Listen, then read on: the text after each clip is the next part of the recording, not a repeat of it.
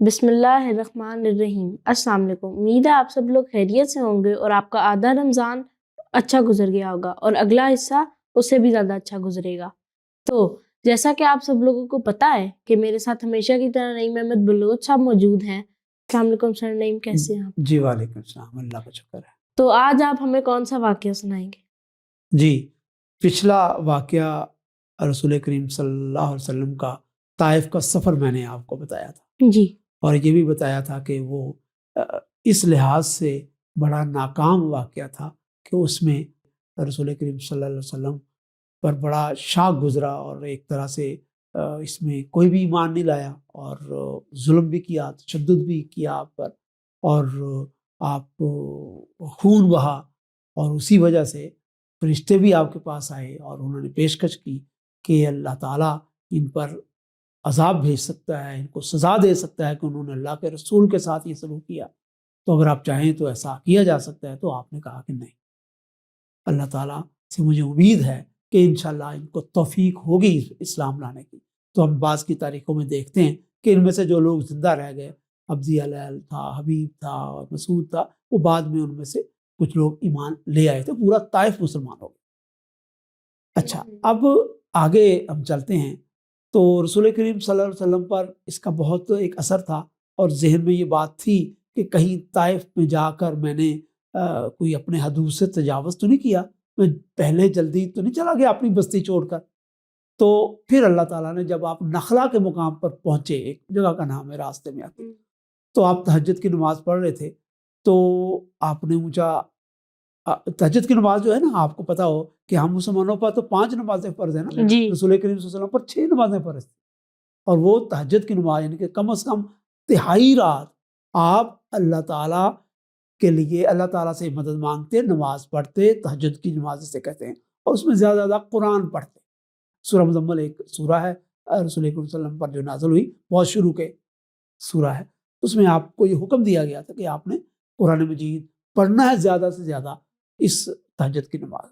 تو یہ آپ پڑھ رہے تھے، تو وہاں پر جنوں کا گزر ہوا، اور انہوں نے یہ سنی تلاوت آپ، اور پھر اللہ تعالیٰ نے اس واقعے کو خود بیان کیا کہ جن جو ہیں وہاں سے گزر رہے تھے، ان کی ایک ٹولی وہاں سے گزر رہی تھی، انہوں نے یہ کلام سنا اور آپس میں کہا کہ یہ دیکھیں، یہ وہی کلام ہے، یہ وہی عقائد ہیں جو ہمیں بھی بتائے جاتے ہیں اور جن پر ہم بھی ایمان لاتے ہیں، اور یہ کتنا پاکیزہ کلام ہے۔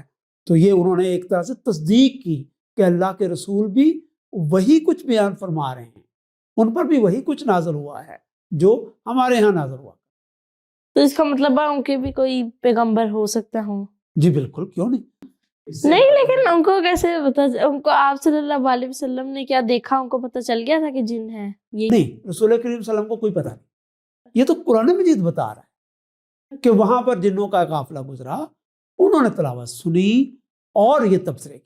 لیکن جب آپ محمد صلی اللہ علیہ وسلم کے اوپر یہ آیت نازل ہوئی تو پھر ان کو پتا چل گیا؟ ہاں ڈیفینیٹلی، اور تو اب ہمیں بھی پتا ہے، تو آپ کو پر نازل ہوئی اور آپ نے ہمیں بتایا اور ہمیں اس واقعے کا علم۔ اس سے بہت زیادہ ایک مسٹری پیدا ہو جاتی کہ جنوں کے بھی پتہ نہیں کیا کیا ہے۔ دیکھیے، انسانی علم کا عالم یہ ہے کہ آج سے 100 سال پہلے یا اس سے بھی پرانی بات کر لیں، ایک دور وہ تھا جس سے انسان جرم جو ہیں ان سے واقف ہی نہیں تھا، اور ہمیں کوئی بتاتا کہ یہ جراثیم ہیں جو آنکھ سے نظر نہیں آتے تو وہ ہمارا مذاق اڑاتا، لیکن آج ہم اسے خوردبین سے دیکھتے ہیں۔ تو اس لیے ایک بہت اصول کی بات یاد رکھیں کہ ضروری نہیں ہے کہ جس چیز کا آپ کو علم نہیں ہے وہ حقیقت میں بھی نہیں۔ انسان کی یہ سائنس کی ترقی ہمیں بتا رہی ہے کہ ایسی لاکھوں کروڑوں چیزوں کا ہمیں علم اب ہو رہا ہے، بلکہ اور آگے پتہ نہیں کتنی چیزوں کا ہمیں علم ہونا ہے، کائنات اتنی وسیع ہے۔ تو اس لیے جن جو ہیں ان کے بارے میں سائنس ہمیں کچھ نہیں بتا سکتی۔ کیوں؟ اللہ تعالیٰ نے ہمیں بتایا ہے کہ جن مادی وجود نہیں رکھتے، یعنی مادی سے مراد ہے کہ وہ لکڑی کے یا وہ میٹر نہیں ہے، میٹر نہیں ہے، وہ انرجی بینگ ہے۔ اب انرجی بینگ کو ہم مانتے ہیں کہ یہ پنکھا کھڑا ہوتا ہے، اس میں انرجی آتی ہے، وہ چل پڑتا ہے، گاڑی چل پڑتی ہے، روشنی ہو جاتی ہے، اور انرجی کی اب بہت ساری فارم سے واقف ہے۔ تو اللہ تعالیٰ نے بس ہمیں یہ بتایا کہ جن انرجی سے بنے، اب وہ کس شکل کی انرجی ہے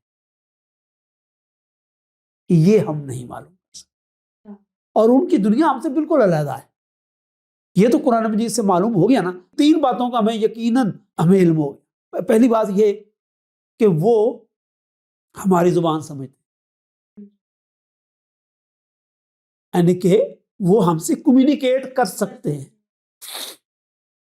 اور یہ تو آج بھی ہم دیکھتے ہیں کہ ہم فرض کریں ہماری زبان اردو ہے، تو ہم کمپیوٹر کی مدد سے دنیا کی کسی بھی زبان کا اس میں ترجمہ کر سکتے ہیں۔ تو اگر وہ انرجی بینگ ہے، کوئی کمپیوٹر ٹائپ چیز بھی ان میں ہوگی، تو اگر وہ اس سے ٹرانسلیٹ کر کے انہوں نے اپنی اس زبان کو سمجھ لیا تو یہ ممکن ہے۔ لیکن ہم ایگزیکٹ اتنا ہی جانتے ہیں کہ وہ کمیونیکیٹ ہم سے کر سکتے ہیں، اور وہ انرجی بینگ ہے، یہ بات۔ دوسری بات یہ ہے کہ ان کے ہاں بھی اللہ تعالیٰ نے اپنی ہدایت بھیجی۔ ان کے ہاں بھی ایسے لوگ ہیں جو اللہ کا اور اللہ کے دین کا انکار کرتے ہیں، اور ایسے بھی لوگ ہیں جو مانتے ہیں۔ اور تیسری چیز ہمیں اللہ تعالیٰ نے ان کے بارے میں یہ بتا دی کہ ان کا بھی جنت دوزخ ہے، وہ بھی حساب کتاب ان کا بھی ہوگا، لیکن ان کا ہماری زندگی سے کوئی تعلق نہیں۔ اور ایک چوتھی چیز بھی ہمیں ایک واقعے سے پتہ چلتا کہ انسان کے پاس ایسے علوم ہیں جس سے ہم جنوں سے بھی زیادہ طاقتور ہیں۔ یہ قرآن سے ہمیں معلوم ہوتا ہے۔ ذرا کیسے؟ وہ کیسے؟ حضرت سلیمان علیہ السلام کا میں نے واقعہ آپ کو بتایا تھا نا، جی، کہ وہ ملکہ سبا کا تخت لانا تھا، تو ایک جن نے کہا کہ میں شام تک لا دوں گا، اور وہاں پر ایک بندہ بیٹھا ہوا تھا جو انسان تھا، لیکن وہ بڑا اس زمانے کے خاص علوم کو جانتا تھا۔ ظاہر ہے کوئی بڑے مسٹیریس علوم ہوں گے جن سے ہم آج واقف نہیں ہیں، اور یا مستقبل میں واقف ہو جائیں گے، لیکن وہ بندہ جانتا تھا۔ اس نے جن سے زیادہ طاقت کا مظاہرہ کیا، اور پلک جھپکتے ہی وہ تخت وہاں پر لے آئے۔ تو اس واقعے سے ہمیں معلوم ہوتا ہے کہ اگر انسان اللہ تعالیٰ کے قوانین کام میں لائے تو وہ جنوں سے بھی زیادہ طاقتور ہو سکتا ہے۔ تو یہ جو واقعہ ہے، یہ اللہ تعالیٰ نے کیوں رسول کریم صلی اللہ علیہ وسلم کو بتایا کہ یہ آپ گھبرائیں نہیں کہ طائف پر آپ پر لوگ ایمان نہیں لائے، تو آپ کے کلام میں یا آپ کے بیہیویئر میں یا آپ پر جو نازل کیا جا رہا اس میں کوئی کمی ہے نہیں۔ دیکھیے یہ کلام تو جنوں نے بھی پہچان لیا جی، تو یہ جن لوگوں نے آپ کا انکار کیا ہے، اصل میں یہ ان کا قصور ہے، نہ آپ کے پہنچانے میں کوئی خرابی ہے، نہ آپ کے کلام میں کوئی خرابی ہے، نہ آپ کی کوشش میں کوئی خرابی ہے۔ ایک طرح سے حضور کو تسلی کہ آپ بالکل درست راستے، بالکل اپنا کام، اپنا مشن درست طریقے سے پورا کریں۔ تو یہ ایک واقعہ آیا جو حضور کی تسلی تھا۔ قرآن مجید میں ایسے بہت سارے واقعات آتے ہیں کہ جب کوئی ایسا واقعہ آ جاتا تھا جس میں آپ کو بظاہر لگتا تھا کہ میری کوئی غلطی تو نہیں ہے یا ناکامی ہوئی ہے، تو اللہ تعالیٰ پھر آپ کو تسلی دے، آپ کو بھی، صحابہ اکرام کو بھی جو آپ کے ساتھ سختیاں جھیل رہے تھے، اور مکی دور میں بھی اور مدنی دور میں بھی آپ پر ایسے بہت سارا کلام اترا جس میں آپ کو تسلی دی۔ خیر ہم آگے، اچھا آگے کا ایک واقعہ میں آپ کو بتاؤں جو بہت ہی دلچسپ ہے، اس کو کہتے ہیں شق القمر، یعنی چاند کا پھٹ جانا۔ چاند کا پھٹ جانا؟ لیکن چاند کے پھٹنے سے تو یونیورس کا بیلنس خراب ہو جائے گا۔ اچھا پہلے میں آپ کو واقعہ سنا دوں، اس کے بعد آپ اس پر جتنے مرضی تبصرے کر لیں یا سوالات کر لیں۔ پہلے میں وہ واقعہ بیان کروں گا جو عام طور پر سمجھا جاتا ہے، وہ غلط سمجھا جاتا ہے یا صحیح سمجھا جاتا ہے یہ میں بعد میں بتاؤں گا۔ پہلے جو عام واقعہ ہے وہ میں بیان کرتا ہوں جو سیرت کی کتابوں میں ہمیں ملتا ہے، کہ رسول کریم صلی اللہ علیہ وسلم سے مطالبہ کیا گیا کہ آپ ہمیں اللہ تعالیٰ کی کوئی نشانی بتائیں، آپ جو اللہ کے رسول ہیں تو آپ ایسا کوئی کام کریں، معجزہ دکھائیں کہ ہمیں یقین ہو جائے کہ آپ اللہ کے رسول۔ تو 14ویں کی رات تھی، آپ نے چاند کو اپنی انگلی سے یوں کیا، اس کے 2 ٹکڑے ہو، اچھا ایک ٹکڑا آپ کی دائیں بازو سے نیچے آیا اور گزر گیا، اور ایک ٹکڑا آپ کے بائیں سے۔ اچھا، اس سے ذرا بہتر روایت یہ ہے کہ حضور نے کہا کہ مطالبہ کرتے ہیں، تو چاند آپ نے انگلی سے نہیں، ویسے لوگوں نے دیکھا کہ چاند پھٹ گیا اور اس کا ایک حصہ سامنے کے پہاڑ کی طرف گیا، دوسرا دوسری طرف گیا، اور پھر دونوں مل کر مل گئے اور چاند اپنی جگہ پر پہنچ گیا۔ یہ قدرے ایک دوسری طرح کی روایات جو ہمیں ملتی ہیں وہ ہے۔ اب اگر پوچھنا ہے تو سوالات پوچھ لیں، پھر میں بتاتا ہوں۔ نہیں تو وہ جو یہ پہلی والی ہے روایت کہ وہ یہاں سے گزر گیا، یہاں سے گزر گیا، تو چاند تو اتنا بڑا ہوتا ہے، وہ کیسے گزر سکتا ہے؟ بس یہ آپ کا سوال ہے؟ نہیں اور بھی ہے، اور مطلب چاند پھٹ گیا تو ادھر اس ٹائم ان کے پاس تو کوئی لائٹ ہی نہیں تھی، تو وہ اس کو نہیں یوز کرتے تھے چاند کو ایز لائٹ؟ نہیں، میرے خیال میں آپ نے بڑے ہلکے سے سوال کیے ہیں۔ اس پر سب سے بڑا سوال تو یہ بنتا ہے، چاند زمین کے اگر چکر لگا رہا ہے تو وہ اپنی گردش جب چھوڑے گا تو یہ سارا سسٹم نہیں تباہ ہو جائے گا؟ وہی تو، اور چاند کوئی بال ہے کہ وہ ایسے وہ گزر گزر جائے اور پہاڑ سے آ جائے اور پھر وہ آپس میں مل بھی گیا اور واپس چلا گیا؟ اس سے تو چاند کی لہروں سے تو سمندر میں مد و جزر پیدا ہوتا ہے، تو یہ تو بہت زیادہ سسٹم ہی خراب ہو گیا۔ تو چاند تو مطلب وہ تو ایسے لائٹ بھی نہیں ہوگا، وہ تو ایک کہہ سکتے ہیں جیسے پلانٹ نہیں ہے، لیکن وہ گول بہت سفید ہوتا ہے، اور وہ اگر ٹوٹ کے گرتا ہے تو وہ اتنی تیزی، اتنی دیر لگے گی اس کو آتے کہ وہ اتنی دور ہے۔ ہاں، یہ بھی ایک سوال ہے کہ اتنی دور یکدم آ گیا، پھر وہ اس سے یعنی کہ جو واقعہ بیان کر رہے ہیں نا، ان کے نزدیک چاند ایک بال کی طرح ہے جو آسمان پر یا تو واقعہ ہوتا کہ چاند چھوٹا ہوا، اس کے بعد وہ پھٹا اور پھر گیا، لیکن پھر بھی یہ بلیویبل نہیں ہے کیونکہ سائنس اس کو سائنٹیفکلی اس واقعے کو آپ کہیں بھی نہیں لے جا سکتے، بالکل بھی نہیں پروف کر سکتے۔ اچھا، ایک تو پہلو یہ ہے کہ اگر سائنس کی زبان میں دیکھا جائے تو it is impossible, it is absolutely impossible. اچھا، دوسری بات یہ ہے کہ اللہ تعالیٰ کا کیا ہے، وہ جو مرضی کر سکتے ہیں، لیکن یہ بھی ایک بہت بڑی مغالطہ ہے۔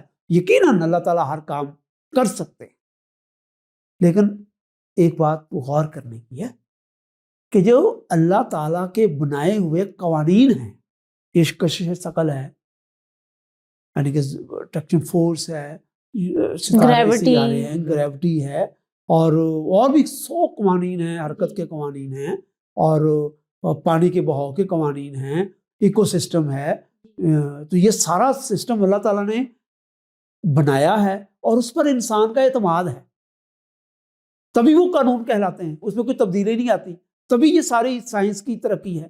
اگر ہمیں شک پڑ جائے کہ پتہ نہیں چاند کب وہاں سے حرکت کرتے زمین پر داخل ہو جائے تو ہم تو کوئی کام نہیں کر سکے۔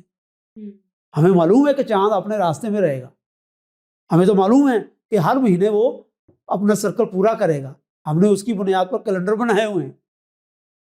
تو اللہ تعالیٰ کے جو قوانین ہیں وہ اٹل ہیں، اور ان کے اٹل ہونے کی وجہ سے ساری سائنس قائم۔ وہ اگر اس طریقے سے ختم ہو جاتی ہے، اس طریقے سے خراب ہو جاتا ہے تو انسان کا تو اس پر اعتبار ہی اٹھ جائے گا۔ تو اللہ تعالیٰ ضرور اپنے بنائے ہوئے قوانین کو ختم کر سکتا ہے، لیکن اس کی کوئی حکمت ہونی چاہیے۔ تو اب میں بتاتا ہوں اصل واقعہ کیا ہوا۔ واقعہ یہ ہوا ہے کہ یہ کوئی 10 یا 11 ہجری کا واقعہ ہے، اور یہ وہ دور ہے جب اللہ تعالیٰ اپنے علم کی بنیاد پر اور مکہ کے حالات کی بنیاد پر یہ واضح ہو چکا تھا کہ اب یہ لوگ جو انکار کر رہے ہیں یہ اللہ کے عذاب کا شکار ہوں گے، اب ان کی مہلت ختم ہو رہی۔ تو اللہ تعالیٰ نے ان کو اپنی ایک ایسی نشانی دکھائی جس سے انہیں یقین آ جائے کہ اللہ تعالیٰ یہ عذاب ان پر نازل کر سکتے ہیں، اور پھر وہ نشانی تو مانگتے تھے، یہ بات ٹھیک ہے کہ وہ مانگتے تھے کہ ان میں بتائیں نشانی، جو عذاب لانا ہے لے آئیں، اس طرح کی باتیں کرتے تھے، اس طرح کی تو بہت زیادہ باتیں کرتے تھے کہ آپ کہتے ہیں کہ اگر ہم نے نہیں مانا تو ہم پر عذاب آ جائے گا، تو لائیں عذاب۔ تو اللہ تعالیٰ نے اس موقع پر انہیں آسمان پر ایک عظیم نشانی دکھائی۔ اچھا، یہ نشانی کیسے ہوئی؟ ہوا یہ کہ چاند کی سطح پر بہت زیادہ ایک چیز نظر آئی۔ آپ اس کی مثال لے لیں، جیسے شہاب ثاقب نہیں ہوتے، میٹیور، وہ جب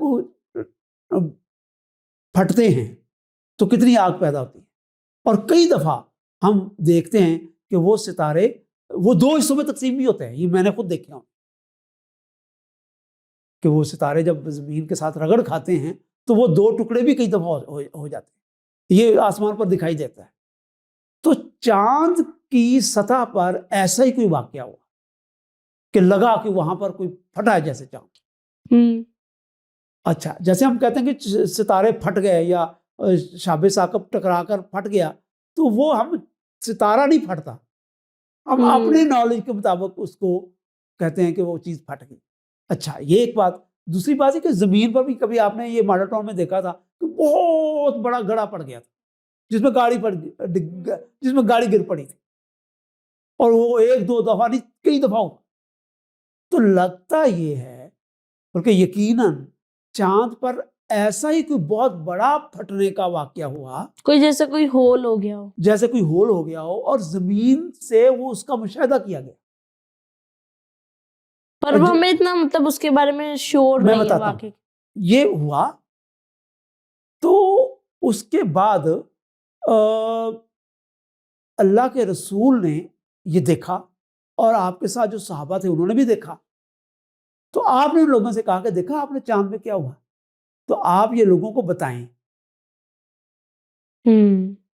کہ یہ اللہ تعالیٰ نے واقعہ کر دیا۔ ہم اگلی قسط میں اس واقعے کو کنٹینیو کریں گے، تب تک کے لیے خدا حافظ۔